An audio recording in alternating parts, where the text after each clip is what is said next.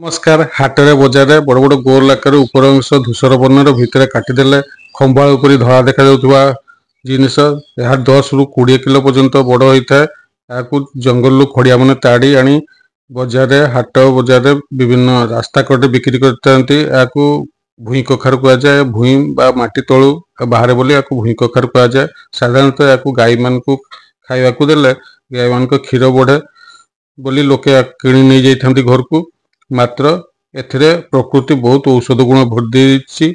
आयुर्वेद औषध या काटी सुखाई व्यवहार कर बंगला भीकुमड़ा हिंदी रे बिलयकंद इंग्राजी रे इंडियन कुर्जु लाटिन रे ट्यूबर कर्डली रक्स बोली कहा जाए।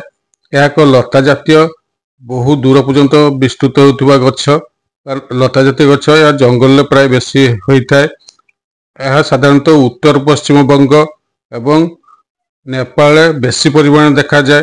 यार रस मधुर स्वादु तिक्त कटु और कषाय स्निग्धता गुण अटे शीत बीज अटे एवं गुरुपाक अटे बा विलंबर हजम होता है।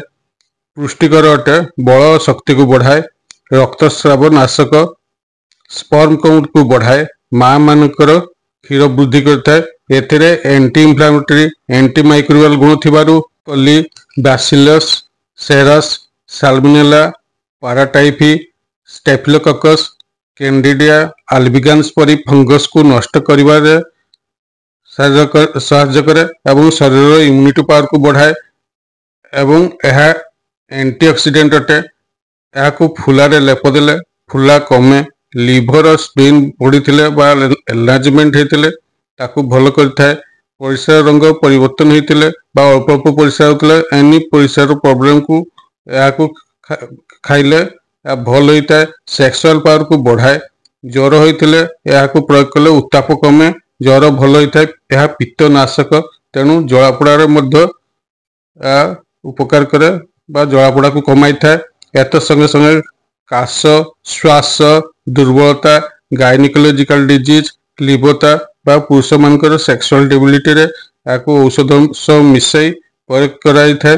चर्मर उज्ज्वलता बढ़ावा यार गुंड को व्यवहार करती। किछि असाधु व्यवसायी माने अश्वगंधा गुंड बदले मिसाई बिक्री करथांती। व्यवहार करने पूर्व आयुर्वेद डाक्तर परामर्श नेबे। धन्यवाद।